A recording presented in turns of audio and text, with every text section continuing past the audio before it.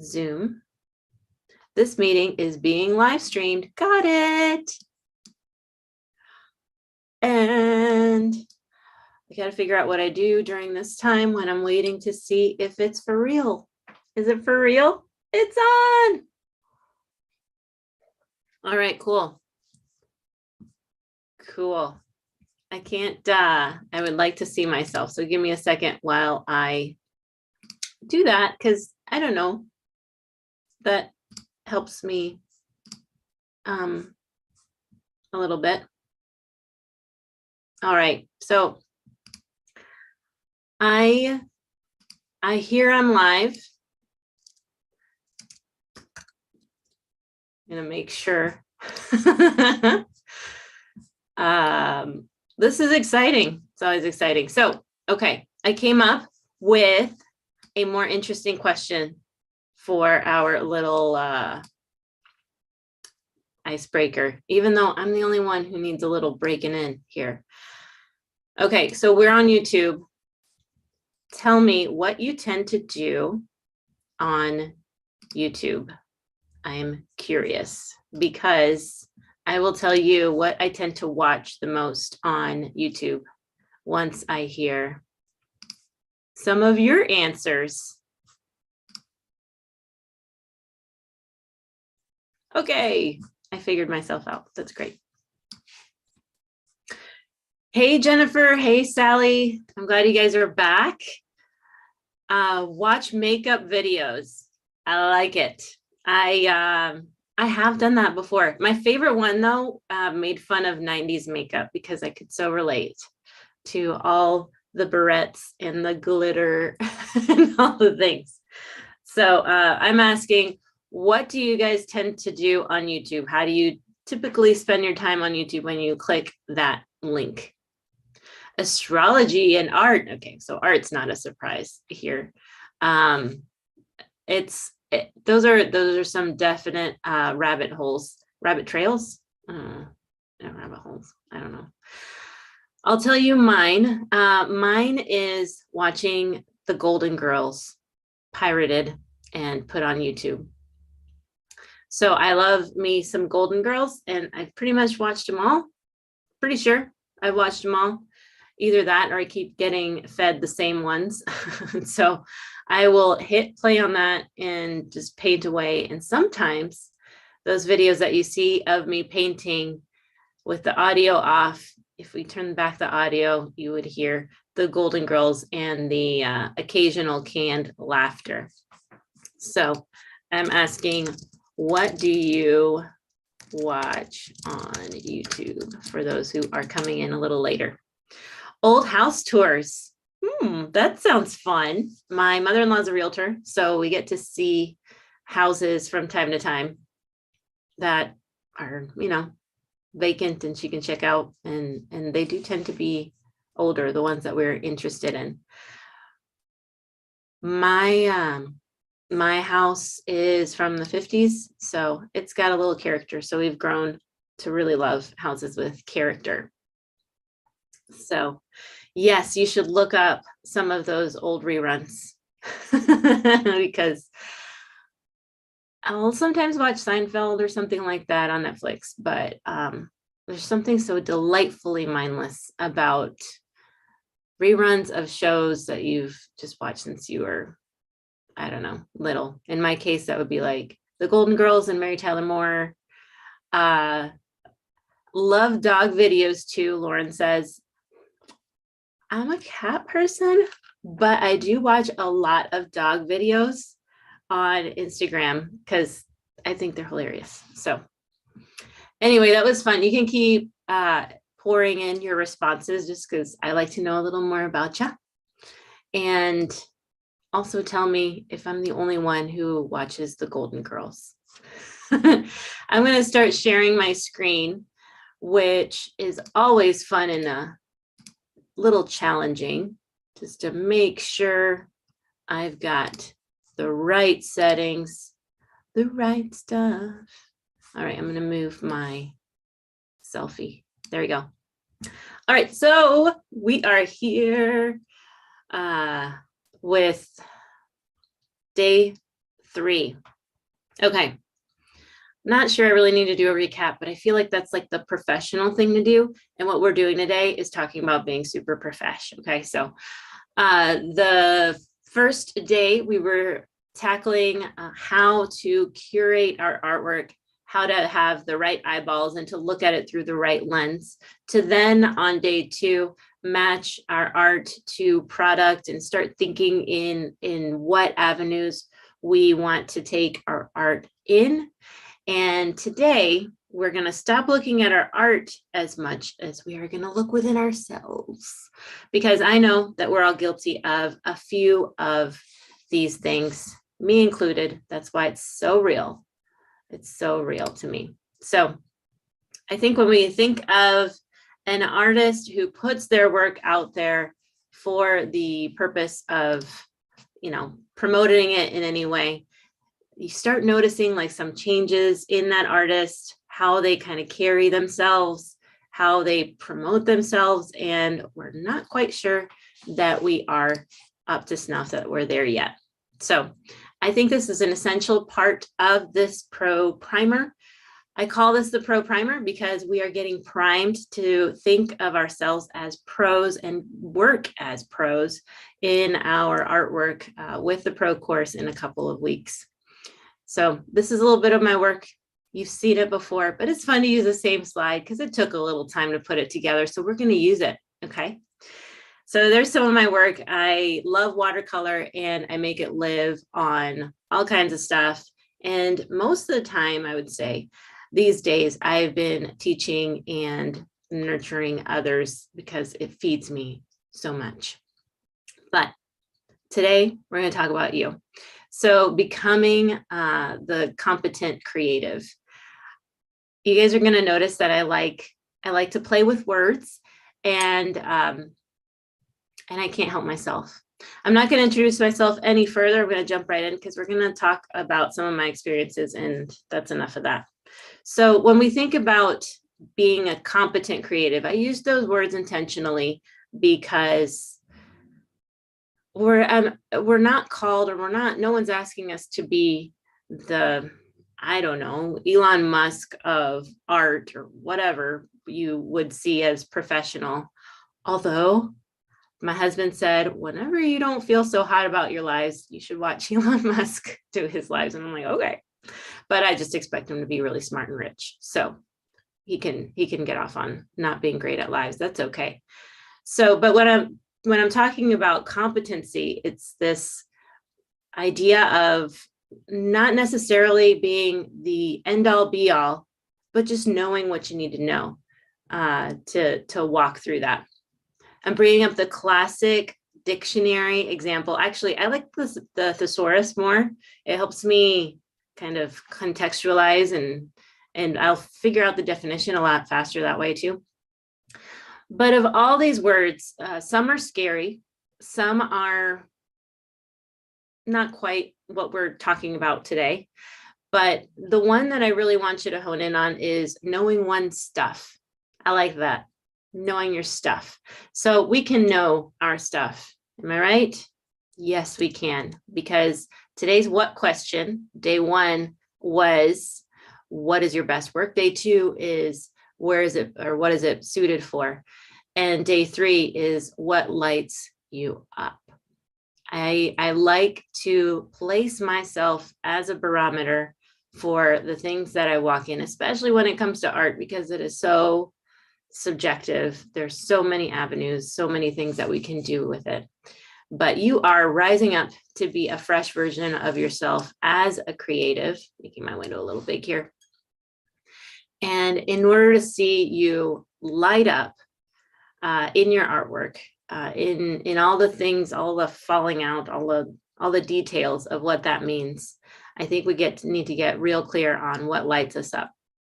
We're going to table that for just a second because there are some things that get in our way. And so if you are receiving the emails that send you the link to this live series, you saw that I have to warn you, I'm going to get a little sassy.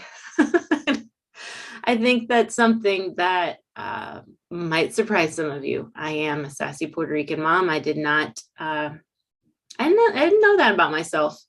And so there's some things that we need to stop doing. And so I hope that none of these things sting too much, knowing that we are all probably guilty of several of these things that we need to stop doing.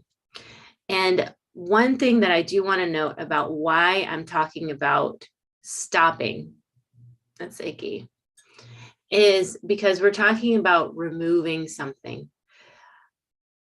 Oftentimes, removing something out of the way is going to produce better results than adding something on. I'm going to say that again. Removing can allow for just bigger strides in whatever direction you're going in than adding will much of the time. So let's talk about the first thing that we're going to stop doing. Anybody feel me? It doesn't matter how long you have been walking the walk and talking the talk. You are still tempted to wait for approval. Like, did you like this? Was it good? Is it going to make the cut? Am I good enough? How do I, look against the crowd and all these people or whatever I presume the environment or competition is? We tend to not move forward because we're waiting. Are you waiting for someone to say, you got the stuff, you got the moxie, let's get going? I know I've done that. So I'm going to show you a page from my sketchbook. This is from, I'm going to say 2017 at the soonest, probably more like 2016. And it's my faces doodle. So, one of the things that I tend to notice is when I find something easy and other people don't, I'm like, well, okay, well, maybe I should do more of that. So this is what I do when I am just mindlessly thinking. I draw little faces, and they're not really specific people because then that would be a lot of pressure. They are just little faces. If you follow me at all, you probably know where I'm going. So I took this sketch and, of course, like many of us, took it to social media because I thought it was a cute picture with my sketchbook. It still works. It's a little blown out. I think we're past blowing things out too much, all the overexposure. But I started this class, or I dropped this class. This was earlier on for me in my Skillshare teaching, where I taught expressive little faces. I enjoyed that class. I was a little intimidated too, because I was not teaching portraiture and I didn't want to even go there. Like, I'm not going to mess with that. But I was okay with calling them faces. There's a lot that happened in the next 2 or 3 years, but I was approached to write a book about or based on this class.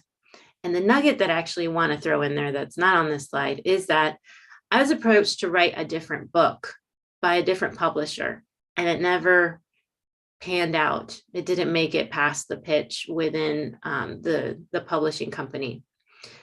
But that lit a fire under me, and I thought, you know what?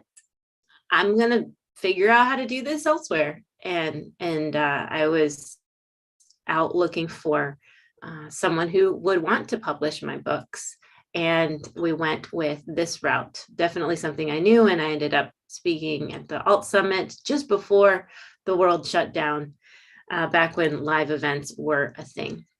Walking a little further into faces, I started experimenting with simplifying them, just taking them down to bare bones, and just, you guys know I'm a geek about watercolor. So like, I want to show all the bleeds and how pretty is that. So making them bigger, making the shapes bigger, I started painting these faces. This pouch that you see on the right, I launched in through Printful or Printify. I'm not sure which one. I'm sorry, guys. I think I used both of you at the time. And I wanted to show that like this is a thing. I think it's awesome. So I'm going to put it out there.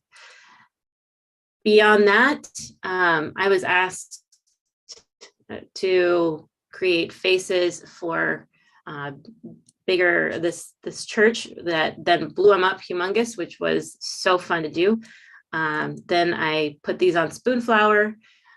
That turned into getting featured in their email newsletter, and then being on the Spoonflower Symposium last year, I believe. Wow, it feels like so long ago. And then last summer, these faces also landed me a gig with a large nonprofit organization here in Minnesota called Fresh Energy. It was a big project. All that to say that I started with this sketchbook, and the things on the left were the things that I could do in my own energy to put it out there, because I believed in my silly little faces enough to do it. And then the things on the right were some of the things that happened from that. So when we're talking about this feeling of needing to find approval, you have to first believe in those doodles. These doodles could be on dishes. These doodles can go places, but I have to validate my work first by giving it a voice. So when I say validate, it sounds like a really heady word. Like, yeah, I believe in my art. But in order to get real practical about it, let's talk about just real quickly what I mean by giving it a voice. I want to put my work out there in some capacity. So this is not something that I've made up. It's something that you would find in the business world. And I didn't know that. I thought I was just putting art out there, but they call it an MVP. So that would be creating a product or launching something in a small way just to test it out and give it that voice. MVP stands for minimum viable product. And that's what the big companies do. They are thinking about developing another something or other, and then they will launch it. I mean, if you think of it like a beta version, or just the very distilled, like simple, it doesn't have all the bells and whistles, but this is the core of it. And then validating it in the marketplace, people are buying it. You know what? Okay, I guess this is really a thing. And we can do the same thing with validating our own work. So I took the acronym MVP and made my own, and I'm calling it a mini voice proof. Not 100% sure that I love that, but that's what I'm calling it, a mini voice proof, because what I was doing there and that was just one example. Like, I see myself do this so much, is trying to give something a little bit of a life somewhere and just seeing how it goes, and then pushing it a little further. And I'm not just testing the art, I'm testing myself, because I don't know if I'm going to like this. So I'll just create a dozen of these little faces pouches and sell them, and we'll see how that goes. And if it goes great, I'll move forward. So that was your first stop. Stop waiting for approval. Our second stop is eagle eye monitoring. I say this because there's another word that we often use for this action, but I don't want to use it. I want to get a little more granular about what it means to be looking a lot at other things, other people's stuff, even our own work. So we get maybe a little too worked up about figuring out, what is my style? Anybody? What is my style? People tell me I need a style. I know so-and-so has a style. I know that person has a style. What is mine? And we can also spend a lot of time monitoring other people's work. And this doesn't really lend itself to much, but the word that I didn't want to use before is comparison. because comparison is a neutral word. It's not like a really bad thing to compare. It's not a really good thing to compare. You can use it for good or not. So let's first talk about your style. When we focus so much on our style, the reason why I used these like magazine cutout letters is because it reminds me a little bit of being a teenager and being like, what am I like? What is my style? And they would be fun little quizzes, right? But the older you get, you're not asking, what's my personality? Like, you know what your personality is. It's shaken itself out, and there's not a ton you can do about it. That's the same thing with your creative style. There are some things we can push and some ways that we can stretch, but it's something that is moving, developing, and it's something that just requires the kind of self-awareness where you kind of peel away from yourself. And that's not easy to do out of the gate. You can't do that before everybody else does. So everyone else knows your style well before you do. And it's so ironic because it's just coming out of you, just like we can see each other's personality and even weaknesses pretty easily, and then, your spouse or your friend comes to you and is like, you know what, I figured out I'm really bad at this. And you're kind of like, yeah, but I love you anyway. It's cool. So what do we do with this style question? Because we do need to figure it out. It's a thing. It's important. Well, we can either define it or develop it. Okay, so those are two routes you can take. You can ping pong between the two. You'll find yourself in different seasons. But when I say define it, I'm thinking like Madonna style, targeted kind of person that's like, this is what I'm going to be now. Let's go for it. And there are some of us that are that way. We can be very focused and driven and say, this is what I want to be known as or known for, and this is what my art is going to look like and represent. How do I get there? Now I just need to connect the dots and get better at these skills. And that's the kind of work that I am going to create that will be my style. Most of us are not that way because artists tend to be more into the experience than thinking through all that underlying technical stuff. And we just want to watch it. We actually want to watch it develop. So remember I believe it was day 2, when I talked about gathering, maybe it was day 1, gathering scientific data. That's basically what we're going to need to do here as we develop our style. So that means that we create a lot and we watch what comes forth.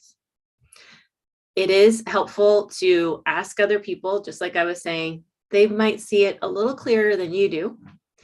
But really what other people are going to do is probably affirm the things that you already know. But when they use their words, it feels so much more truer. But I don't want you to rely on what other people say. Let's first define it or develop it. Watch it develop. So I do want to emphasize that neither of these are passive. It's not like there's an active route and there's a wait and see route. They're both active because we're for one, creating a ton of work. And we're also being aware and noticing. And it's really powerful when you put all your work out. You think you know what it looks like, lay it all out on the floor, and you will have a good grasp of what your style is. Regardless of whether you define it or develop, wait for it to develop, you're going to constantly need to refine it. And that's something that you do and something that will just happen. That when we are growing as artists, we're going to be refining our work. Our style is going to follow suit and kind of follow along with that idea. Now, the second thing that we tend to compare with, or compare period, just compare, is with other people and other people's artwork. So we are pretty good at checking out other people's artwork. And it's kind of sweet. I think it's a great thing that we as an artist community, like, we want to be inspired by each other, and then we want to inspire each other. So there's nothing wrong with that. But we all know that it's not entirely helpful to do the endless scroll and compare our work, right? And we're constantly comparing probably our worst with their best. I don't know why we do that, but I know that we do. So what do we do with that? I would say pinpoint what you like. So in day one, we talked about self-critiquing. You learned some of those terms, some of those ways to critique artwork. Use that to look at other people's artwork and try to really distill, what is it that I like about this piece? From there, when you know what that is, when you realize, oh, this composition, that's what I like. I love how bold this is. I love how they're combining patterns with different colors that are solid, or I love how whatever. When you pinpoint those things and you assess, okay, what is it that I like? Definitely applaud them for it. I don't know if you know the difference between receiving a comment that's like, I love it, I like it, and then one that's like, I like how you used line in here. I mean, I don't know, maybe it should be a little nicer than that. But applauding someone for their specific way that they've been working, that you reacted well to, that's pretty sweet. That's pretty powerful. And then you can adapt some of your work, or take that nugget and say, okay, now I want to see how I do that. I want to see how I can use some one ugly brown color and throw it into a bunch of neons and see what it does, because I liked how so-and-so did it. All right, I'm almost done here. I'm going through a little fast. Okay. I hope you're not feeling assaulted, but this is our third stop, which would be fearing tech. This may not be all of us, but some of us feel a little freaked out at just the idea of living next to this, or we feel like we don't have that setup. And I want you to know, I have one desktop computer, okay? I don't have multiple screens right now. Just on the one screen, I have multiple screens. So that's okay. If your heart is in being an artist, a traditional artist, and being at your desk, or even if you are at your iPad and procreating away there with your pen, that's a great place to be. And you don't need to, the goal honestly is to not spend a ton of time at these machines, but they can be very beautiful. Like, just consider, it could be very beautiful. You know what? In the presentation, this lined up very beautifully, speaking of, but it's not really working so well right now. That's okay. Yeah. Anyway, and what comes with that is really just getting to see it more often. Okay. If you guys are not familiar with Photoshop, I want you to stare at this screen. I took this screenshot this morning to make sure that everything is current. But I remember when I first would open Photoshop or any of the Adobe programs, and there's plenty that I haven't touched because they have so many now. It was really intimidating. Just, I don't like looking at the interface. I don't want to, it was repelling. And now it's like, okay, here we go. Like, it's like my desk. Like, I'm used to that desktop. And this can go for whether it's Photoshop or another program. I'm talking about Photoshop because I'll be teaching Photoshop, and I don't want you to be scared of it. But if you're scared of other tech, being an artpreneur, you are going to have to learn some things technology-wise that feel icky. And it's really, I've learned, like, the more I just look at that interface and breathe, it's going to be fine. And then I go to YouTube or whatever, call a friend, look at their FAQs, figure it out. But most of the anxiety comes from looking at the interface. If I just got familiar with the interface for my website host or my checkout, whatever user thing, or Excel, then I'm going to feel a little better about it, just because it grows on you. And then you don't feel so freaked out about it. It's great. I want you to get there. So I have a free download. If you do receive these emails, if you signed up that you wanted to learn more about the pro course, or you signed up to this primer, I will send those folks this PDF. And it's just my keyboard shortcuts, the only tools that you need to know if you're going to be doing things my way. And as I said before, if you don't have Photoshop, you can subscribe to receive the software and Lightroom for, I believe I'm going to say $12 a month, but I think it's $10.99, but I'm going to say $12 just in case. And so just looking at this sheet, you can just zero in on the handful, maybe half a dozen tools that are used over and over and over again, and don't worry about the rest. Isn't that great? I don't know what a lot of that stuff does. I don't need to. So whatever it is that you are finding intimidating, let's just breathe and get used to it. Okay. Stop being scared of tech. It's not going to do anything to you, right? Is it? I don't think it is. I don't think it's that dangerous. I'm going to do a little bit of a recap. Not quite done with my thoughts for today, but I wanted to pull it all together, because that's what's fun about day 3, that I can do that. And so the premise of this whole series, what I think might be the biggest boulder in our way, is feeling that our work isn't good enough. It's not up to snuff. It's not past some sort of threshold in order to be viable for anything beyond our sketchbooks. And that is not true. But the question rather is, what is your best work? What is my best work? And in order to find that, we looked at the art of self-critiquing. And the moral of the story on day 1 was this: to worry less about measuring up, instead to pump up the best. Worry less about measuring up, pump up the best. On day 2, the what question was, what is my art best suited for?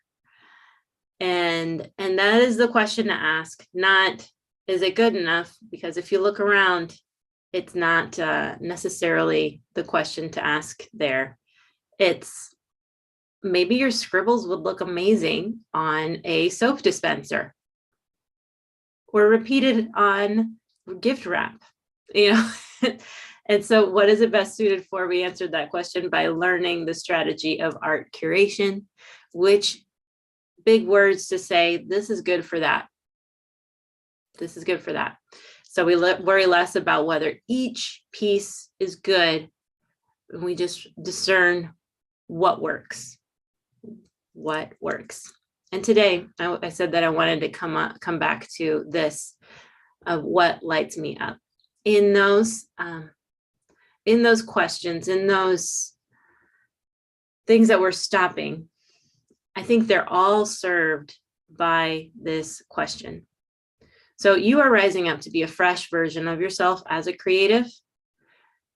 And when you do that, it feels uncomfortable, and you can kind of taste what it would be like to be on the other side of this and to just grow in that way. And in order to light you up as you are in your fullness, you'll better understand what your signature style is. Gosh, it just sounds so stuffy. Signature style. Can we just say style? We'll just say style. Your style is what your brand is. Yeah, I don't like that word either. But who you are on the page. How's that? And in the marketplace on stuff. So we need to remove some of those old ways, because like I said, removing things, it's faster than adding something on, and it's more powerful to just remove things that are keeping you back from learning and growing. So today we were talking about learning the skill of becoming a competent creative, which is a skill. It's not a talent, it's a skill. And it's something that you can learn as you worry less about what you don't know, but you follow what you do. I'm going to guess that you know what art you like, what you wish to see happen with it, and you know what you enjoy, and you know what lights you up.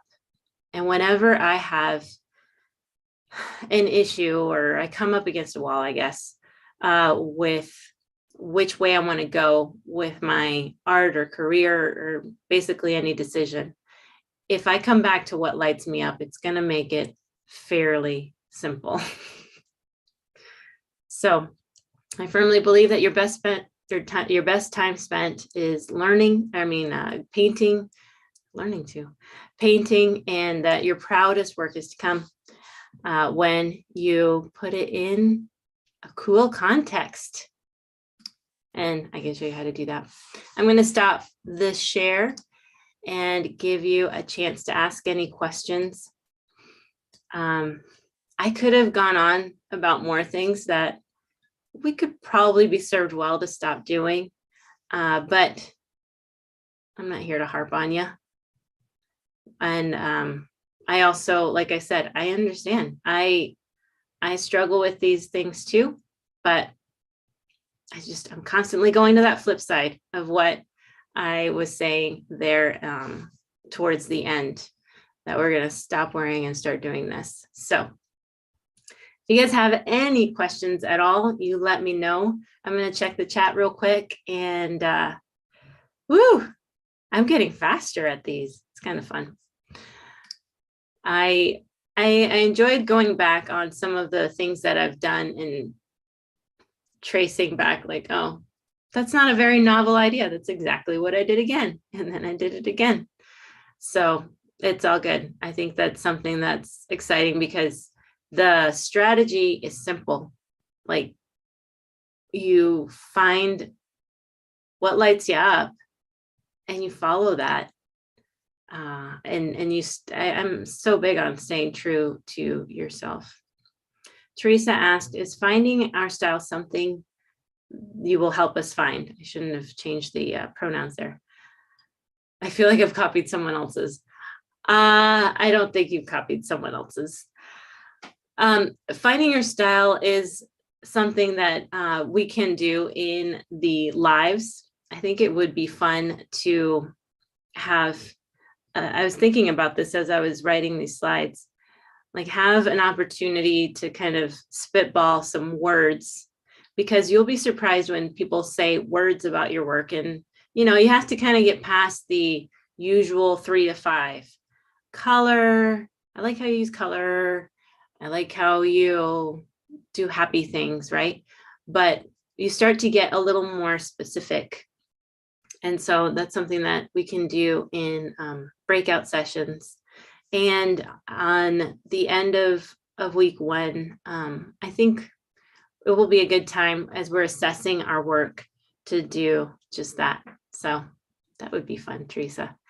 And then after the pro course, I do also have a small group that I mentor, and they ask me stuff like that. And we've done exercises together to discover a little more about our style, and they sound silly, but I think they work, and I've heard good things about them. So it's just funny. It's just really diving into your own self-awareness. So Sally said, I seem to try so hard to find originality. Is that always necessary too? That's a great question. No. If you consider, it also depends on what you want to create, not your art, but like where you want to place it. Because if you notice, you got trends and you've got classic designs that keep working well and they keep selling, and Christmas comes every year. So I'm happy to create a lot of Christmas work. That's not a problem for me. It makes me happy to listen to Christmas music in July or anytime. And then when it comes to trends, those revolve. They change a bit for sure. But since they come back, I don't see, there's no problem with not being original. I think originality is something that is more relegated to fine art, or if it's in product, it's niche, right? Going into Hot Topic and finding things that are very much only for a certain subculture of people versus going to JCPenney and seeing things that are more mainstream. So mainstream absolutely works. And so if you mean by whether something's modern or trending versus classic or traditional, again, if you're finding things at the store that you like, if you're finding fabrics and gift wrap that you like and you think, oh, this kind of looks like my artwork, you got your answer right there. I know that used to be kind of how I rolled. I would go to the store and be like, oh, I can do that, but I don't really know how to do that. I got to figure this out. And that's that's maybe where you guys are at. I don't know. We're all at different places. So I'll take a question or two more. I'm going to talk about the pro course because it's good practice for me. And I can only talk about it for one more week because April 11th, Monday, I'll start enrollment. So you can sign up then. I might have a link on my website if you want to jump in right now, but I'm just saying that's like the official date so that it's a week before. It's easy to remember, Monday, April 18th when the course starts. So it'll be for 5 weeks with over half a dozen special speakers. And we will be going through the pro method. Yeah, it's good. I like it. I like the way that I use acronyms. I'm going to stop apologizing. Polish, repeat, output is what pro stands for. And so bring your best piece or the piece that you want to move forward with that you feel like this could work. And then also be considering some supplemental pieces that we kind of talked about yesterday with how simple they could be or how complementary they could be, and bring that to at least mentally to the first class. And we're actually going to start talking about creating a collection. Another thing that used to intimidate me, the idea of a collection. But really, we're just, hopefully after yesterday, you understand that a collection is just a grouping. It's a set. And you can put it on the shelf. And if you don't love it anymore, you create another collection, another set. And what I wanted to show you is, or what I will show you in week 1 is how to create your own collection brief so that we're not dependent on what is cool and what should I be doing and what do you think I should be doing, but that we can take pieces of these 5 different ingredients, might be 6, that I have you develop, think about, jot down, mix those together into a cohesive collection, and then you're off to the races with something that is yours, your idea and your art, and that lights you up. So I think that's going to be a fun week. It might totally rock the boat on your initial plan, but I would suggest keeping it as simple as possible. The purpose of these 5 weeks is to go through the process and not get overwhelmed. So we're still coming to the lives and we're still in the moment. And then we've got all the material, we've got the process, we can implement it again, rinse and repeat with a different brief or collection idea. Can we create new pieces for the collection? Will there be time? Yes, because week 1, we are going to be talking about just that. So if you are inspired to create another piece, yes. So what we will do is create one statement piece, which is just teaching you how to polish it up in Photoshop, how to play with the colors, to replace certain colors so that it goes together. When you start to create a collection that has a color palette, it can get tricky with traditional art to make sure that that blue is still that blue and not a different blue that mixed with the purple. By the time I was painting, it was something altogether different. We can adjust those in Photoshop and in what I call my quick and dirty ways so that they are all cohesive. So we'll create a placement piece. And then in week 3, we'll create the repeat art. Week 2 will be about polishing that art. So week 1, collection. Week 2, polishing, cleaning it up in Photoshop, isolating that flower so it's all by itself and you can use it however you want. And then in week 3, we'll create a repeat pattern. Week 4 will be about just implementing a lot of these things. That'll be a week for you to catch up and create the work if you want to create more work. Or usually with the patterns, we tend to do more than one at a time because it's just like you kind of get on this pace and you're like, oh, well, what if I tried this color? And what if I tried that? So I wanted to allow a little extra time for that. So week 3 and 4, we're working on that. And week 5 is when we just talk about all the things that we can do with art. And that's always fun because it's something that is always evolving and there's more and more that we can do. And I'm sure you've been noticing more and more that there's art on stuff everywhere. And somebody had to design that. Somebody had to paint that. So that's all the weeks. I know I kind of jumped around a little bit there, but I think you see the progression to where at the end you'll have 3 pieces, which is at least one placement, at least one repeat, and the third can be whatever you'd like in either direction, or it could be a mock-up. It could be playing with the idea of putting this art on the product. Can I still go through the process if I can't see the lives, as they will be real late for you? Oh, for sure. I love lives because I love like providing that opportunity.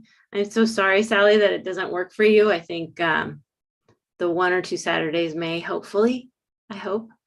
But they are recorded and then put into the course curriculum, just sifted right in there. So they're very easy to find. And then the lives that you will see will be only the ones within our course. When we've had past guest speakers, I am including those, but I'm editing out, of course, the other people so that it's not embarrassing and awkward for anybody to have their face showing. So I think I might have missed a question here. Oh, Jennifer asked, how long do we have access to the course? Lifetime. Lifetime makes me a little nervous because I'm a one-woman show. And if my website falls apart, I mean, I don't know, just being totally honest, but I can absolutely guarantee you a year. The alumni from last year, they have been able to see all of the curriculum from last year.